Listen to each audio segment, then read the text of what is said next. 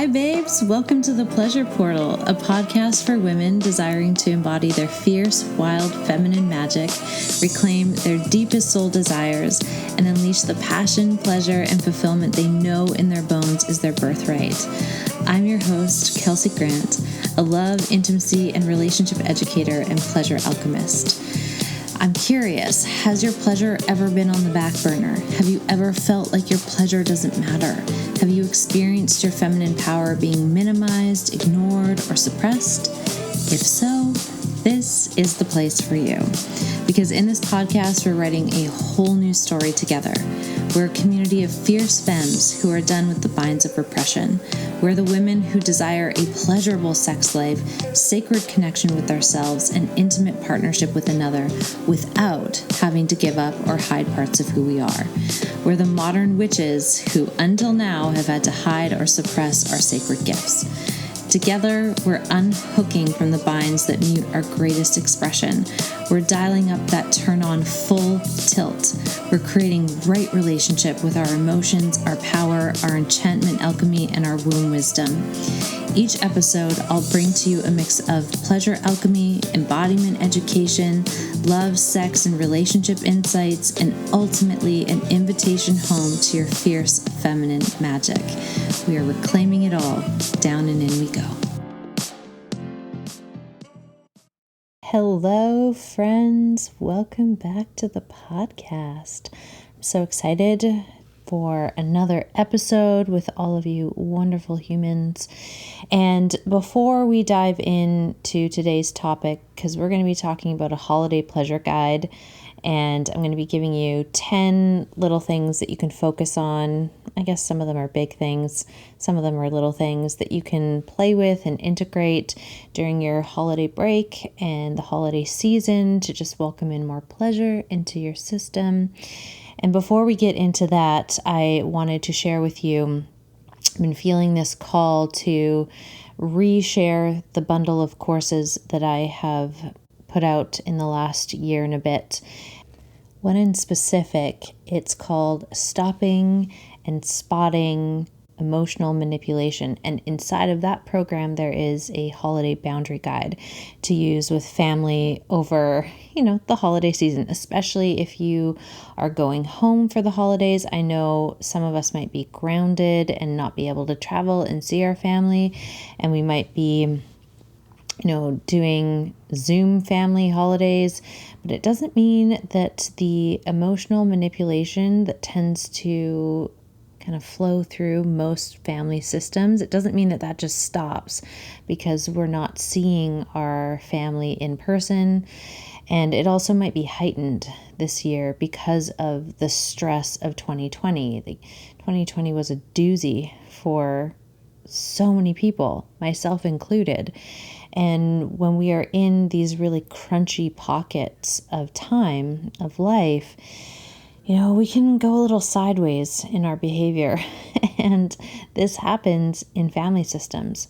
And especially during the holiday season, we can notice a lot of these subtle emotional manipulation tactics happen. Sometimes they're more overt, and they can be really harmful, not only to the connection that we are building with our family systems, but also the connection that we are growing, building, establishing, and anchoring within ourselves. So I decided to do an offering 50% off for that mini course. It's probably about 2 to 3 hours worth of content. There's some workbooks in there, and it's a nice little deep dive, especially if you've had emotional manipulation in your family system.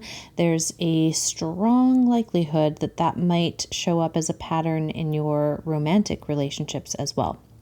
So getting a little handle on that, getting a little bit more insight and revelation into what's going on there and how can we prevent this from happening in the future. And if you're going home for the holidays, how to not get caught in the undertow of all of that would be so great. So I'm going to offer that for 50% off.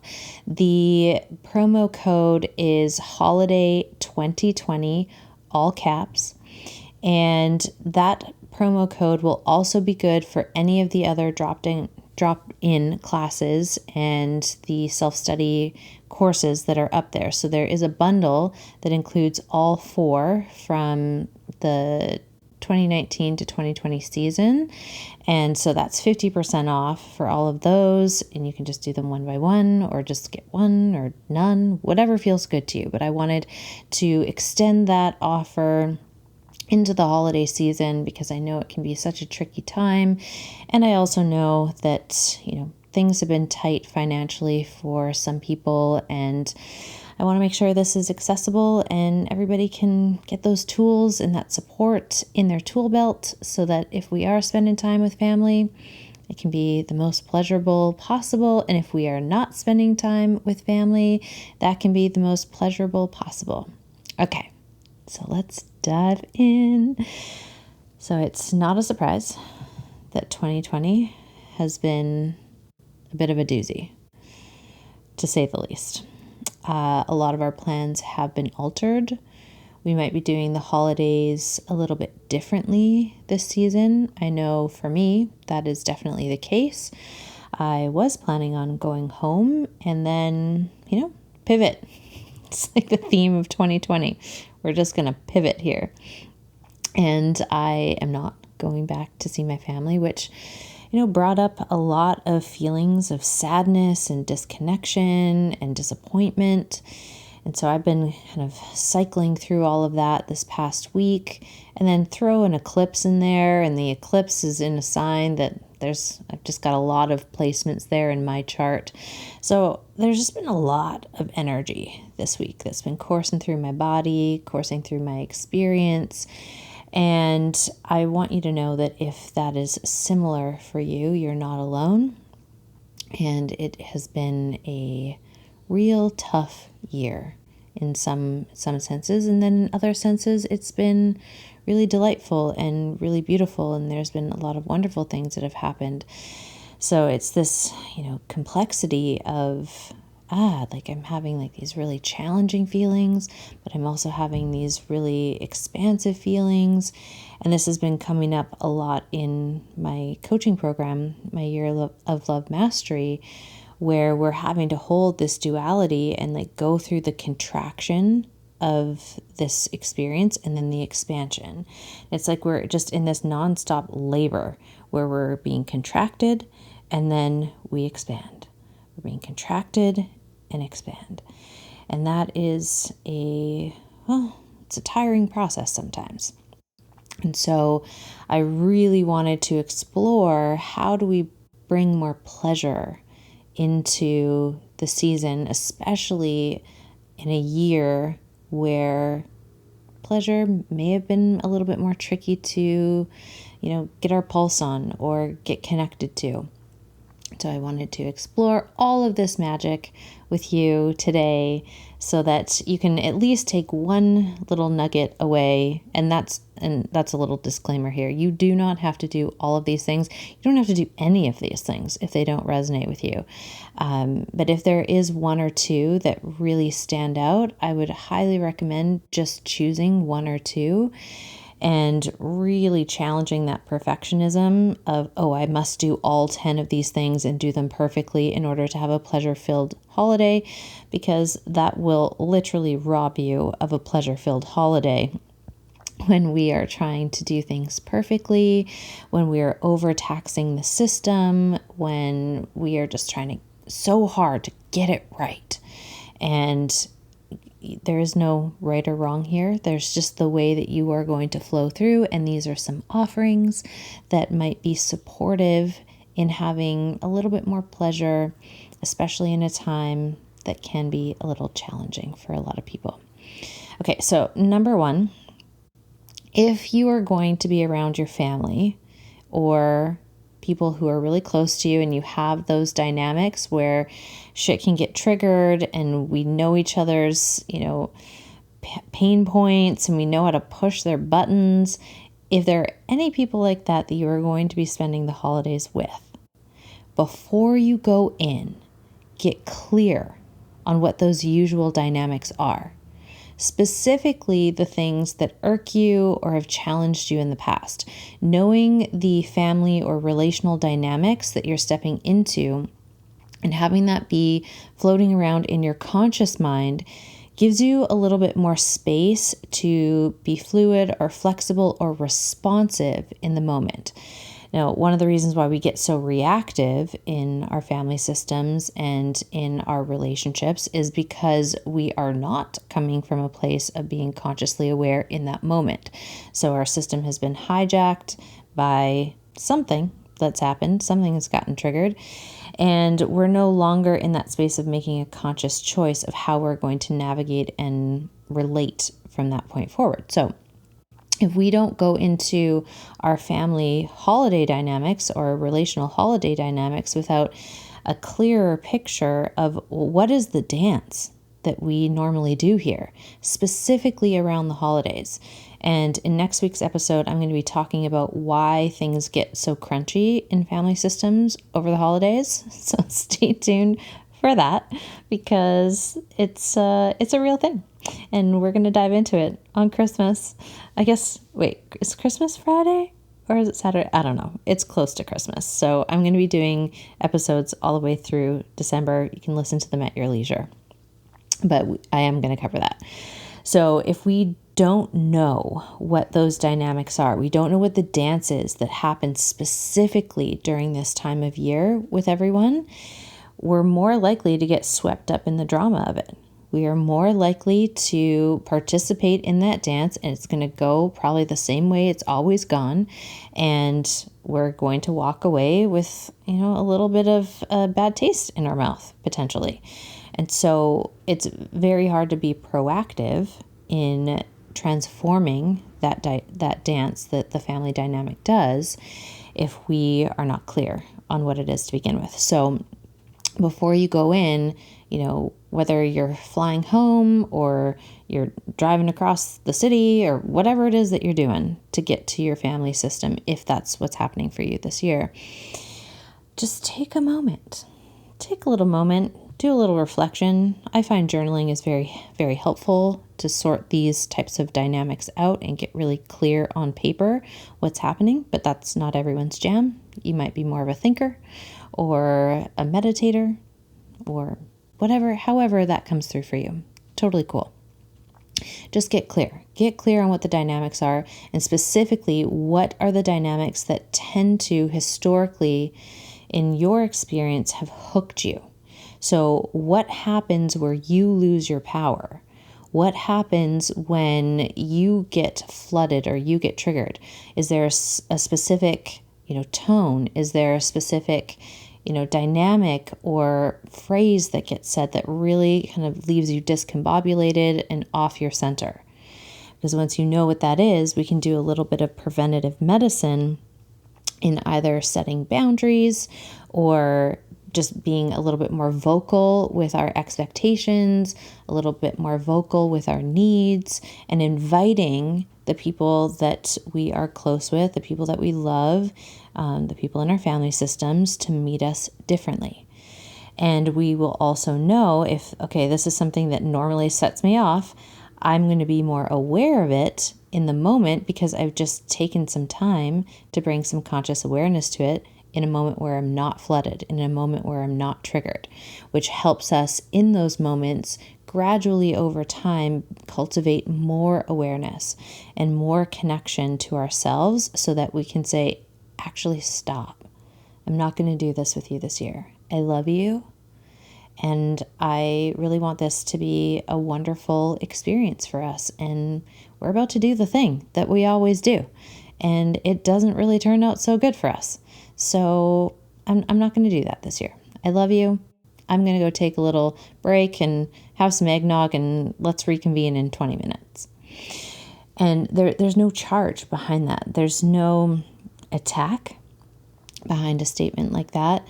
And you can stay anchored in your system. You can stay anchored in your body and stay anchored to your truth, which this is going to be a practice. So if this is your first holiday season practicing this, It's okay if it goes a little sideways. It's okay if you don't get it perfect, or if your family system is like, what in the actual fuck? Like, who are you? Like, what is happening? Because that will happen too. When we start to change the dynamic, when we start to change the dance, the people who've been dancing the dance with us, they're a little confused. They don't like the change. They're like, wait a second, I normally, like, I gain something out of this dynamic. And sometimes the gain that we get is not having to be vulnerable, not having to really feel and connect with those more tender feelings of closeness and connection. That's usually why drama happens in family systems, is that it's a way for us to kind of keep our own energy and keep our own footing when we're starting to feel the intensity of vulnerability. And so if we know that going in, and we know what the normal dynamics are and where the drama usually tends to be, well, then we have space to potentially choose something different. And the less drama hooks you get looped into, the more space you will have for pleasure. Okay, so number 2, start a daily appreciation practice for the duration of your holiday. So the duration of time that you are going to be spending with your family system or in these relational dynamics, train your brain to look for the things that please you. Because this is a muscle and a habit that we do need to build through consistency and repetition. And what better time to look for evidence of things that please and delight you, or that you are really grateful for, or that you appreciate in the holiday season. It helps to amplify some of the warmth, some of the generosity, and some of the love that's, hopefully flowing through the season. I can feel in the collective that is very much the spirit of the season. There's also, the drama of the season as well. And there's the challenges of the season. So that is very much a reality as well. And what helps to counterbalance some of those harsher realities is when we do have an appreciation practice. So if we make a habit of looking for things that delight us and then speak them out loud, maybe that's, you share an appreciation with someone in your family system, or you go get a coffee one day and you just share an appreciation with the barista. Maybe they were really friendly and you acknowledge them for that. Or maybe you just write it down in a journal or in a notepad in your phone. And we just take stock of the things that we really appreciate in that moment. That is such a powerful practice to embark on. All right, so number 3, be generous with your gift giving. And I don't mean the physical or material gifts that you're giving. I mean the gifts of your presence and the quality of your acknowledgments. So yes, we can give all sorts of material gifts. One of my love languages is gift giving, so that is so my jam. I love finding really beautiful gifts that are meaningful for the people that I love. And it brings me a lot of joy, and it's a way that I express my love. So we're not going to poo-poo the material gift giving, because for some people that is a source of joy and love and expression of love. And we also want to make sure that in the spirit of gift giving, that we're also really speaking from our heart, that we relay to the people that we love what they mean to us. Let yourself be a little bit more vulnerable this year, because 2020 did not play fair. There has been a lot of loss, and, in my family, like, we've lost, a couple people who have died, and there's been a few more people outside of my family system that I've known that have passed away this year. And I'm sure that that is a very real reality for a lot of people this year. And so the ones that we do have a connection with during this holiday season, let's be generous with them. Let's be generous and let them know who they are to us, the impact that they've had on our lives, and the meaning that they bring into our lives. Like, that is such a beautiful and generous gift. And it's a beautiful practice in cherishing our relationships, because in relationship land, what can happen is we take people for granted, or we assume that they know that we love them. And we assume that we know that we love them, and specifically for what we love them for. But often the case, that's not true. Like, we maybe know on some level, like, yeah, I know you love me, but I also need to hear that. And there's a difference in saying, oh, I love you. Or when you sent me that Christmas card, my mom sent me this beautiful Christmas card this year, and it had such a touching message inside of it.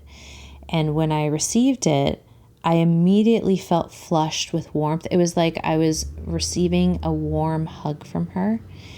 And I was really being acknowledged for the ways in which I have impacted her life this year.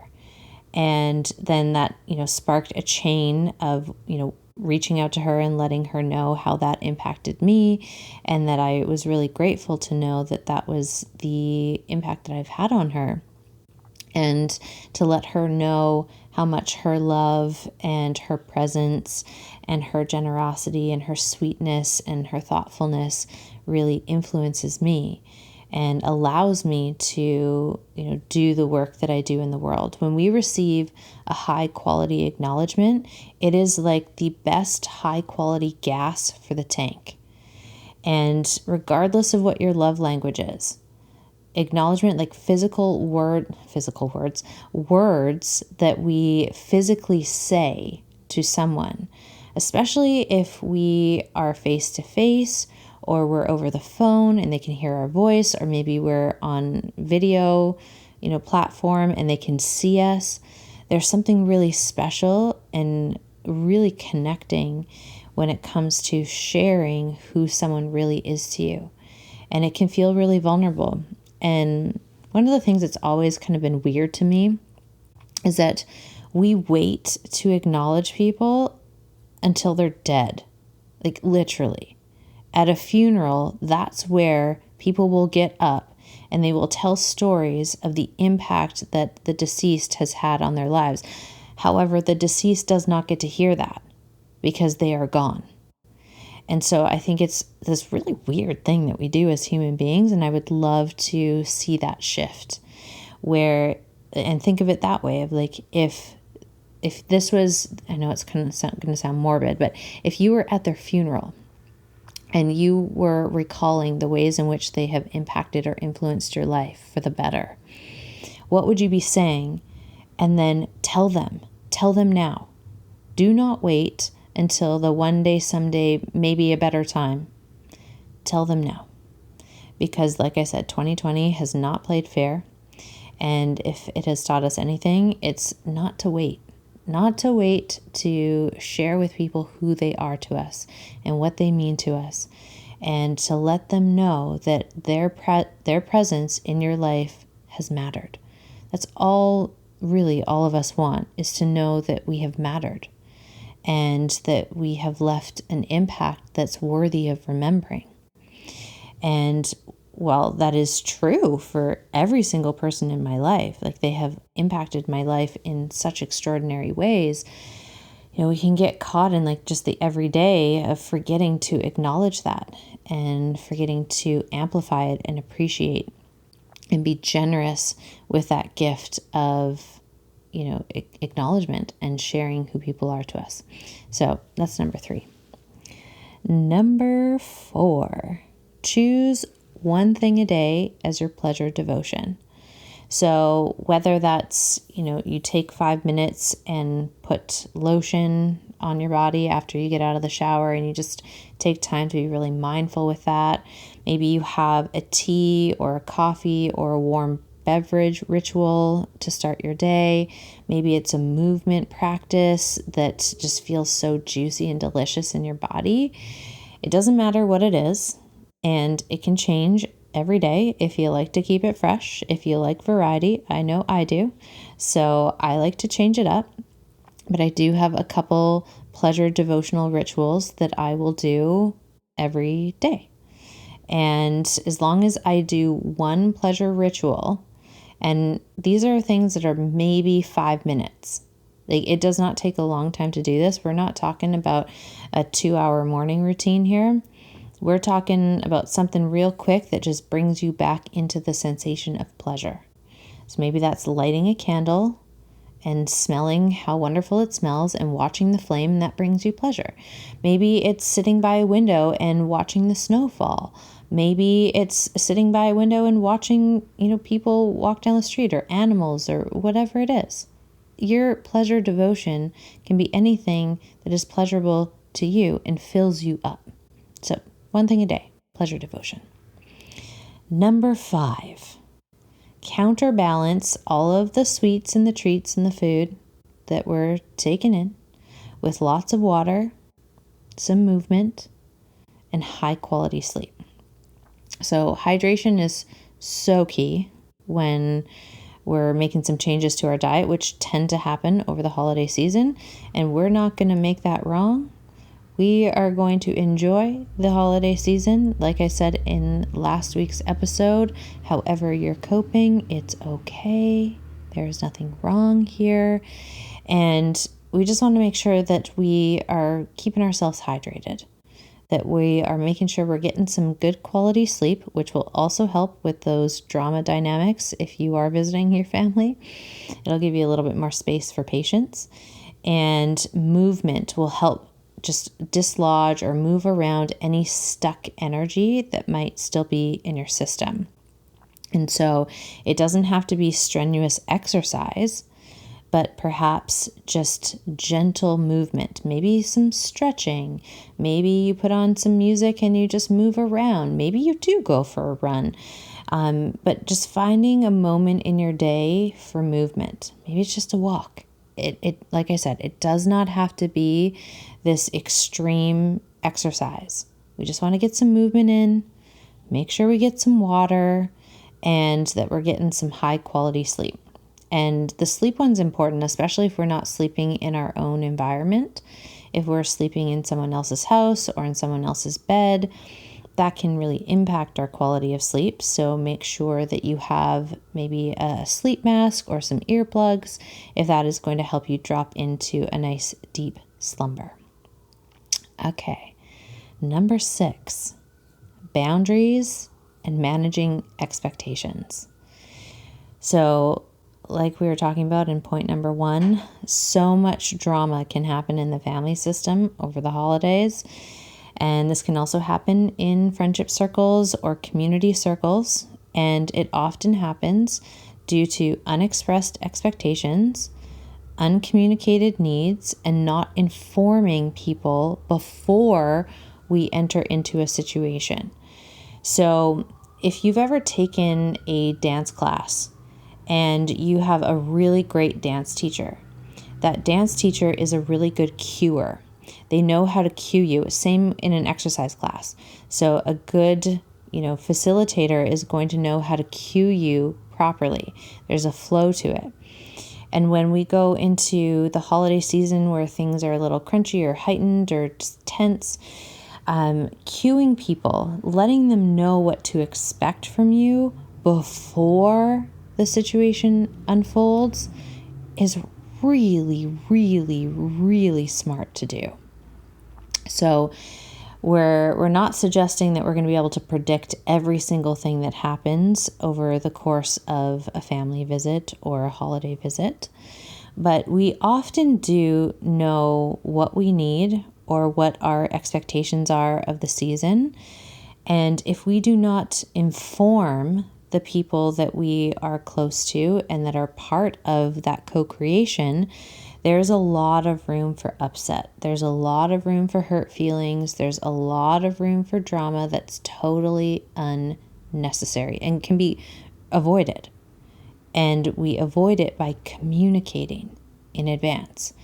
So, this is maybe not an example that is totally applicable for this year because, social distancing and, not being able to see as many people as you maybe normally would.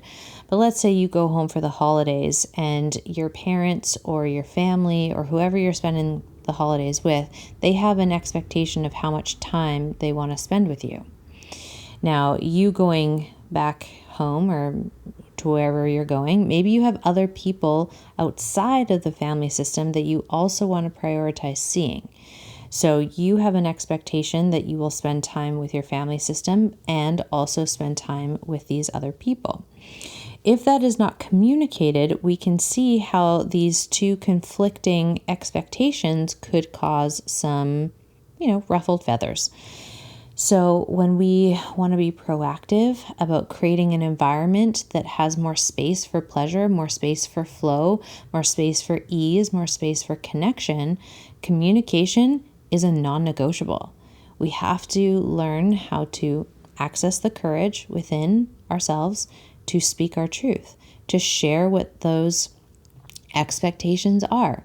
I do not believe that expectations are a bad thing. I think uncommunicated expectations, lead us down a course of a bit of a train wreck, relationally speaking, but I don't think expectations are the root of all evil. I think unexpressed or uncommunicated expectations can cause a lot of drama, but I don't think that they're inherently bad because expectations are often rooted to our needs, to our desires, and to, our boundaries. And so that's that high quality information that people need to love you better. And if we are withholding that information, it makes total sense to me that things would go sideways because people don't know how to love you or navigate and co-create with you if they don't have all of the information. And this is something that we'll probably jam on in many future episodes because it really, fires me up. This whole piece of not giving people all of the information to make an informed choice. So when we don't give people all the information, and this is a two-way street, like you'd want to have the conversation of like, these are my expectations. This is what I would like to do. What are your expectations? What are your desires? What are you hoping that we're going to be able to explore, do, or experience during my time with you? And that way we can co-create, and then we can get it out in the open of like, maybe a little negotiation. I'm not totally open to doing that, but here's an alternative I am. And we can, go back and forth until we find an agreement that everyone feels good about.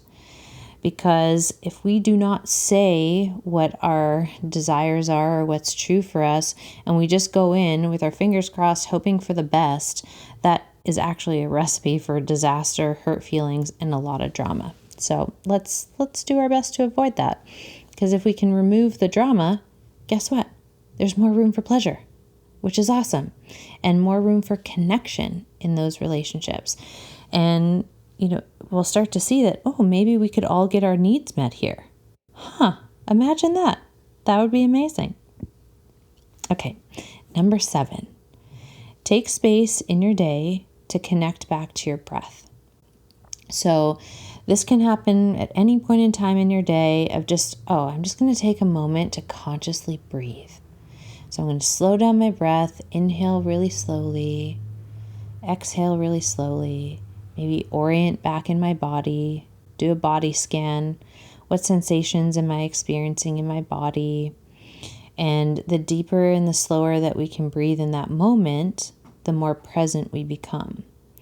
And presence is a key for pleasure. It's very hard to experience pleasure when we're not present. And so coming back to our breath and reminding ourselves to breathe deep and to breathe a little bit slower allows us to connect to that natural pleasure rhythm in our body. And then we might actually pair that with, I'm going to do some deep breathing and then just look around my space and find evidence of things that please and delight me. Wherever I am, whatever I'm doing, I can always come back to those two things because they're internal. They don't require you to go anywhere or do anything except tune in to your channel. Okay? All right, number 8. come back to your senses. So this is very, very literal, using your five senses. So look for something that delights you. So what are sights? Maybe it's the Christmas lights. Maybe it's the twinkles on the tree. Maybe it's the stockings. Maybe it's the snow. Maybe it's the beautiful, trees outside. It literally could be anything that is pleasing for you to look at. Maybe it's, how your little niece and nephew light up when they're talking about Santa coming, or, we see a cute family pet, or maybe our pet, and it's just so cute. And that brings delight to what we are seeing. So the sense of sight. Then connect to a smell that is really delicious for you. So there's a lot of signature holiday scents, and depending what your family of origin was, or your home of origin growing up was, there's likely certain scents that remind you of the holiday season, and maybe some scents that you're like, ugh, yuck, and then other ones that you really enjoy. So surround yourself with the scents that you enjoy and bring those into your space, and just take some time to orient into the sweetness of that smell that you really enjoy. Again, the next one is textures and things that feel good.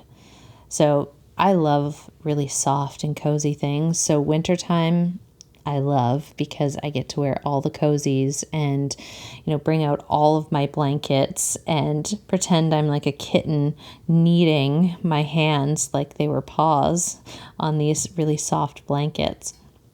And so that's a sense that I'm quite connected to. I'm quite kinesthetic. And so I like to touch really soft things, and like whether that's clothes that I'm wearing or textures around me.